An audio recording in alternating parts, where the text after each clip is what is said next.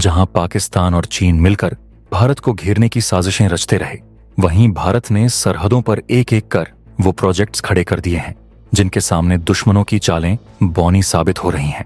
पहाड़ों, नदियों, बर्फ और दुर्गम घाटियों के बीच भारत ने चुपचाप वो तैयारी कर ली है जिसकी भनक तक दुश्मन को नहीं लगी। और अब जब आवाजें गूंजनी शुरू हुईं, तो बीजिंग और इस्लामाबाद दोनों के खेमों में खलबली मच गई है। ये कोई झांकी नहीं है, ये भारत के उस रणनीतिक विजन का नतीजा है जिसमें सरहदें सिर्फ सीमाएं नहीं बल्कि राष्ट्र की शक्ति का प्रतीक बन गई है।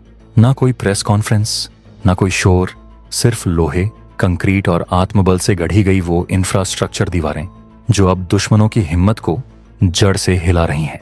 पुल, tunnel, road, underground bunker, smart fencing और एडवांस एयरबेस जैसे प्रोजेक्ट्स आज एलएसी और एलओसी पर भारत की मौजूदगी को इतना मजबूत बना चुके हैं कि ड्रैगन अब दूर से घूरने के अलावा कुछ कर ही नहीं सकता। जिस उत्तर पूर्व को लेकर चीन सपने देखा करता था, वहां भारत ने अब ऐसा तंत्र बिछा दिया है कि सैटेलाइट से लेकर सीक्रेट सर्विस तक सबकी नजरें उस पर टिकी हैं। तो चलिए दोस्तों, आज हम आपको दिखाते हैं भारत की उन्हीं सीमावर्ती तैयारियों की एक झलक जिनकी धमक अब चीन और पाकिस्तान की फौजों के दिलों तक पहुंच चुकी है। वीडियो में लास्ट तक बने रहिए, क्योंकि आज की कहानी सिर्फ कंक्रीट और निर्माण की नहीं बल्कि उस भारत की है जो अब सिर्फ सतर्क नहीं, सर्जिकल भी है। लेकिन वीडियो में आगे बढ़ने से पहले भारत के इन महान प्रोजेक्ट्स और वीर सपूतों के सम्मान में वीडियो को लाइक जरूर कीजिए और कमेंट बॉक्स में एक जोरदार जय हिंद लिखकर अपने गर्व को साझा कीजिए। दोस्तों, जब पाकिस्तान और चीन ये सोच रहे थे कि भारत अब भी पुराने ढर्रे पर काम कर रहा है, तभी बीआरओ, बीएल, डीआरडीओ और सिविल इंजीनियरिंग विंग्स ने वो इतिहास रच दिया जिसकी कल्पना भी ड्रैगन नहीं कर सकता था। भारत ने सीमाओं पर सिर्फ सड़कों की मरम्मत नहीं की बल्कि एक ऐसी नई सीमा रेखा खींच दी है जिसे पार करने का ख्याल भी अब दुश्मनों को थर्रा देता है। आइए अब जानते हैं भारत के उन 10 सबसे घातक और रणनीतिक प्रोजेक्ट्स के बारे में जिनकी ताकत से बीजिंग और इस्लामाबाद दोनों के कान खड़े हो गए हैं। Number 10, border area development programme.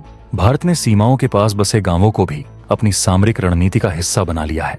BADP के तहत अब सीमावर्ती क्षेत्रों में सड़कें, स्कूल, अस्पताल, टूरिज्म हब और इंटरनेट की सुविधा उपलब्ध करवाई जा रही है।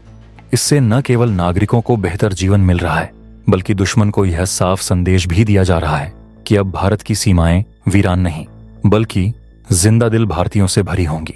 Number 9, अटाल tunnel. रोहतांग दर्रे के नीचे बनी यह विश्व की सबसे लंबी हाई एल्टीट्यूड सुरंग है। अटल टनल मनाली को लेह से जोड़ती है और सेना की रणनीतिक पहुंच को साल भर सुगम बनाती है।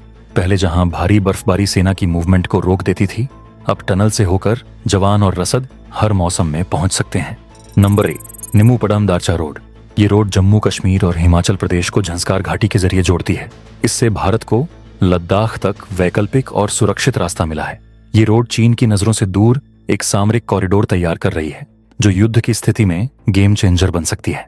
Number 7, Mana pass and Lipulekh access. Uttarakhand के इन बेहद ऊंचाई वाले दर्रों को अब आधुनिक सड़कों से जोड़ दिया गया है। मानापास और लिपुलेख अब भारत के सामरिक इंफ्रास्ट्रक्चर का हिस्सा बन चुके हैं। ये रास्ते कैलाश मानसरोवर यात्रा के लिए तो महत्वपूर्ण हैं ही, साथ ही सेना के त्वरित मूवमेंट के लिए भी उपयोगी साबित हो रहे हैं। Number 6, forward operational basis and helipads. Ladakh और अरुणाचल जैसे संवेदनशील इलाकों में भारत ने कई नए फॉरवर्ड ऑपरेशनल बेस बनाए हैं।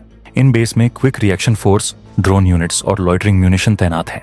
साथ ही नए हेलीपैड्स से सेना की त्वरित एयर मूवमेंट और इवैक्यूएशन अब पहले से कहीं ज्यादा तेज हो चुकी है। Number 5, Darbukshyok DBO road. यह सड़क लद्दाख के दुर्गम क्षेत्रों में स्थित है और सीधे दौलत बेग ओल्डी तक पहुंच प्रदान करती है। इस सड़क के बनने से भारत की सेना की पहुंच काराकोरम दर्रे तक हो गई है, जिससे चीन की टेंशन बढ़ गई है। पहले जहां सैनिकों और रसद को पहुंचने में दिन लगते थे, अब सेना टैंक और भारी हथियारों के साथ कुछ ही घंटों में सीमा पर पहुंच सकती है। ये सड़क अब सामरिक लिहाज से भारत की रीढ़ बन चुकी है। नंबर 4, सेला टनल। अरुणाचल प्रदेश के तवांग क्षेत्र में स्थित यह सुरंग लगभग 13,000 फीट की ऊंचाई पर है। यह टनल साल भर सेना को पहुंच बनाए रखने में मदद करती है, जिससे भारत की पूर्वी सीमा अब हर मौसम में सुरक्षित रह सके। चीन जो तवांग को लेकर बार बार दावा करता है, उसके पास अब सिर्फ खामोशी बची है, क्योंकि सेला टनल ने वहां भारतीय उपस्थिति को मजबूत कर दिया है। Number 3, Zoji La tunnel. यह टनल श्रीनगर और लेह को जोड़ने वाला एक अहम सामरिक मार्ग है, 14 किलोमीटर लंबी। यह सुरंग भारत को लद्दाख से हर मौसम में जोड़ती है और सेना को तेज गति से मूवमेंट की सुविधा देती है। इसकी मदद से अब भारत किसी भी आकस्मिक परिस्थिति में लद्दाख को पूरी ताकत से सपोर्ट कर सकता है। Number 2, second line of defence. Bharat ने अब सीमाओं के साथ साथ उनके पीछे भी एक वैकल्पिक इंफ्रास्ट्रक्चर नेटवर्क खड़ा करना शुरू कर दिया है, जिसे सेकेंड लाइन ऑफ डिफेंस कहा जा रहा है। इसका मूल उद्देश्य यह है कि यदि सीमावर्ती इलाकों में दुश्मन की ओर से हमला हो या प्राकृतिक आपदा के कारण पहली पंक्ति की सड़कें बाधित हो जाएं, तो सेना के पास वैकल्पिक मार्ग पहले से ही मौजूद हों। इन मार्गों को इस प्रकार डिजाइन किया गया है कि वे हाई स्पीड मूवमेंट के लिए अनुकूल हों और बड़े सैन्य वाहनों को भी बिना रुकावट ले जा सकें।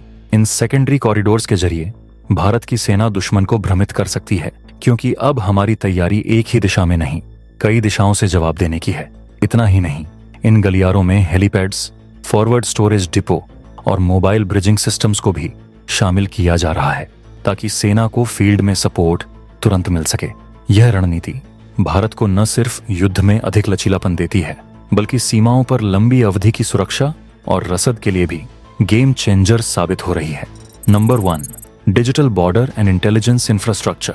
BEL और DRDO ने अब सीमावर्ती इलाकों में high altitude microwave tower, digital communication units और रियल टाइम सर्विलांस सिस्टम्स लगाए हैं। इसके साथ ही मोबाइल ब्रिजिंग यूनिट्स भी बनाई जा रही हैं, जो किसी भी परिस्थिति में मिनटों में सेना को पुल बनाकर पार करा सकती हैं। यही नहीं, सैटेलाइट फेल होने की स्थिति में भी भारत के सैनिकों को अब वैकल्पिक डेटा लिंक उपलब्ध है। यह भारत के डिजिटल वॉरफेयर की शुरुआत है, जहां टेक्नोलॉजी और ताकत एक साथ काम कर रहे हैं। इन सभी प्रोजेक्ट्स ने सिर्फ सेना को ताकतवर नहीं बनाया, बल्कि सीमावर्ती गांवों को भी विकास की मुख्य धारा से जोड़ दिया है। भारत अब सिर्फ सीमाओं की सुरक्षा नहीं कर रहा, भारत अब सीमाओं को विकास और शक्ति का केंद्र बना रहा है। जय हिंद।